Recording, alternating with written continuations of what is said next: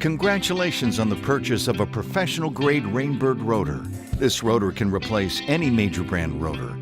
This video describes how you can clean the filter. Find your rotor fixed left edge by turning the center cap of the rotor all the way to the right, then to the left. Lay down a pen on the ground to mark the arrow direction on the top of the rotor. This will help to set the rotor to its original position. Take off the top of the rotor by holding the case in place and unscrewing the upper portion of the sprinkler head. Use a flathead screwdriver to remove the filter basket from the bottom of the rotor. For the 32SA or 3504 model, use a screwdriver on the side hole to remove the filter. Rinse the filter in clean water. Install the filter back into the bottom of the sprinkler. Make sure it snaps all the way into place. Use the pen as a reference to reinstall the rotor head into its original watering position.